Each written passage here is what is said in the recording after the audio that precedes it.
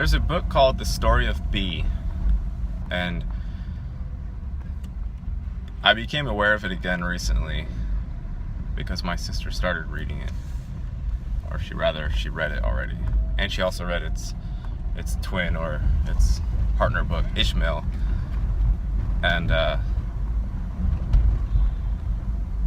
when I saw the book come into the house, I recognized the name, so I started reading it again, and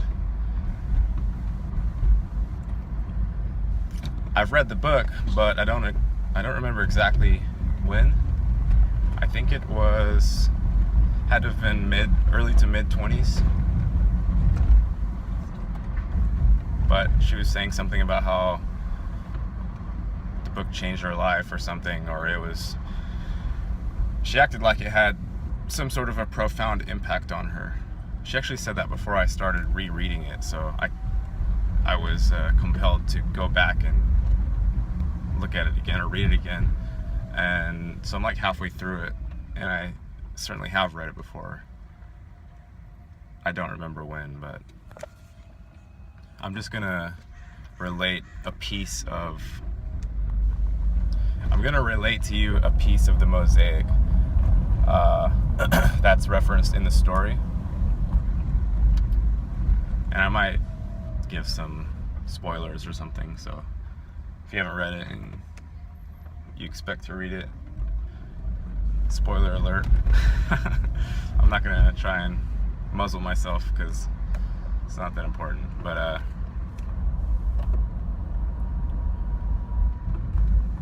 so one of the pieces of the mosaic that Charles is the original B. B is just the letter B. It's not spelled out or anything.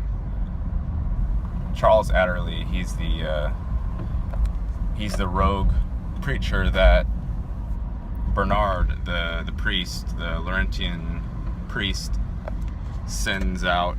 He's not a priest, he's like he's some sort of head of the church. And the priest's name, what's the priest's name? Jared Osborne. Okay, Jared Osborne is the main character. He's the one that gets sent out to find Charles Adderley, who is B, and find out, what's the issue, why is he causing so much commotion. And also a sort of a hush-hush thing is that Jared is supposed to be searching out possible antichrists. And it's hush-hush because modern day people don't really believe in the Antichrist anymore, but the Laurentian order still has, apparently, that's part of their mission, is to scope out possible antichrists and dispatch of them if necessary. So Jared gets sent out on this mission to find B, and he finds him and stuff. But one of the pieces, he gets roped in to actually understanding what B is saying, and it's going counter to everything he ever learned in the order, and so he's now at odds of whether he should listen to this guy or he should listen to his upbringing, his religious education. But to get to the story, to get to the point, I'm making this long, it's okay. So because this kind of knowledge that B is trying to relate to people can't be just given, can't be just delivered in a small packet. It has to be, he likens it to the random population of a mosaic. Put a piece here, put a piece there, and slowly but surely the person who's receiving will eventually see a picture start to emerge. And it's not a linear, the story being given is not linear. So, but one of the pieces, and this is the point of my story, one of the pieces of the mosaic, one of the segments or fragments of tile that Jared is being given by Charles, or B, is that, actually this wasn't given by Charles. I gotta skip ahead a bit. Charles gets shot. I said spoiler alert. Charles gets shot on a train, and he dies too early, and I felt the same frustration that I felt when I read the book earlier, because you kind of get attached to him. But he gets shot quite early, and then Jared finds out that B is simply the name for the carrier of the message. And so when new followers, I guess you could call them, come to find, the next meeting place of B, then Sheeran, who's B's partner, she's the closest to the knowledge that he's relaying. She has the most complete mosaic of the knowledge, so she's the natural successor to the original B. So it's Sheeran that gives this bit of mosaic, not Charles. But the piece of the mosaic I'm talking about is that the idea of gods, monotheism versus polytheism. In the story of B,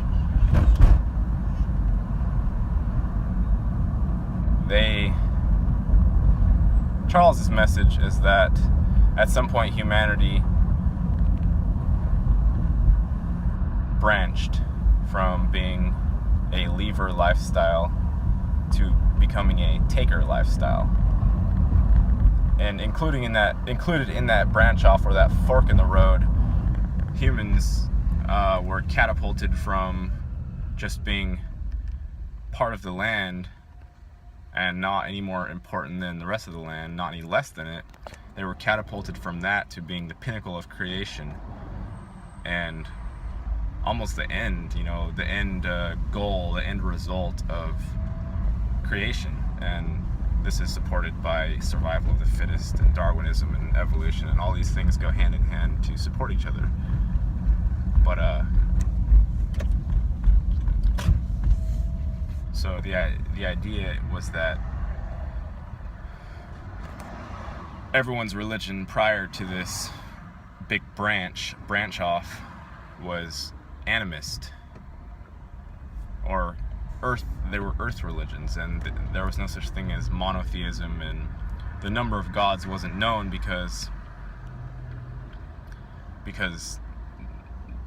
that was placing a limitation on the land, and the lever societies recognized the inherent magic and wonder and awe in the land.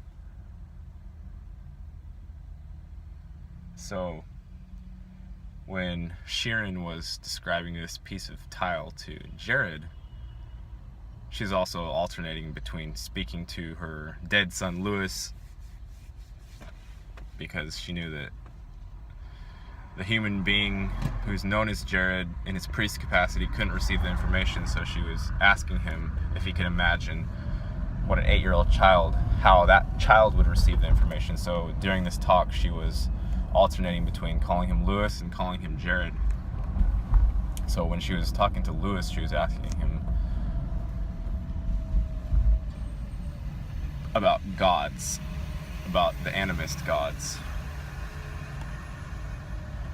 of the old times. And she essentially relayed that every region of Earth, every specific spot has a god or gods that they're the spirit of that realm, they're the spirit of that area, they're the magic, they're the miracle, they're the ether linking component of that particular realm. And they are not all powerful, but they are the guiding force to that area. And she was saying that You can't kill them, but you can cover them up. You can obfuscate. You can hide them. You can suffocate them. And that's what you just look around you, that's what we do. It's the same concept as Osho when he talks about consciousness and awareness as a mirror. Your awareness is a mirror. You're the witness. And he says, enlightenment is simply keeping the mirror clean. It's it's brushing the dust off the mirror. It's simple. It's not anything. It's not any grand achievement, and it's not even permanent. It doesn't have to be permanent. That you can let the dust accumulate again.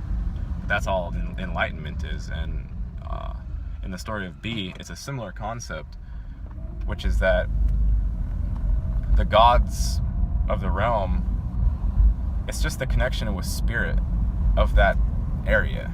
Every area has a certain spirit to it, has a certain way to it. And we used to be able to connect to that, and we still can. That's why a lot of people say you need to return to nature. But if you look around you, you'll probably notice that there's concrete everywhere, and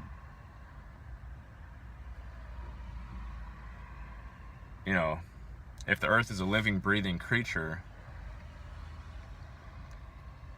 then she's got concrete on her, she's and then if you put in the silicone trees, that story, the silicon network, that's a piece of the puzzle, is whether there was some sort of connective tissue on the earth itself that it communicated with its various parts with, like a neural network for the earth, or a nervous system for the earth. And that's what, of course, the silicone trees, that story, the big trees, the giant trees that are getting cut down, that factors in as well as a possibility. But even if you just look at the surface of the earth, we've covered it with cement, and you can even equate that or liken it to the human body. We cover it with everything. The females especially cover their faces with all kinds of junk, and we eat food that clogs the communication of our organs within the skin. We clog everything. Eating this kind of food makes communication between our own body parts difficult.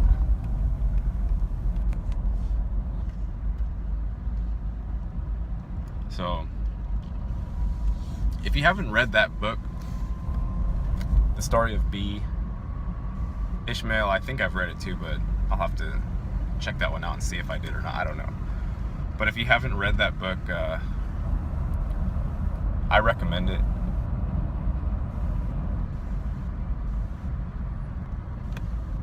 I'm going to leave it at that. I have a few other things that I might say other times, but I'm not going to say them this time about that book. I would recommend it.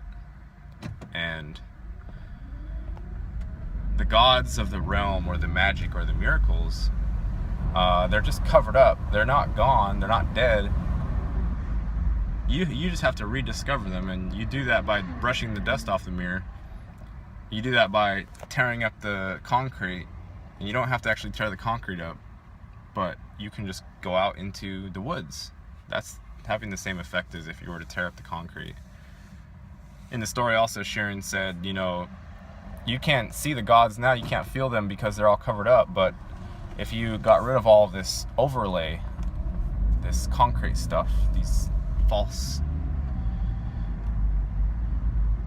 it's the pretender, that's the beast, it's like the beast is trying to coat the whole living earth with this sort of enamel, conductive enamel, but it's conductive for the beast's purposes, not for the life on top of it.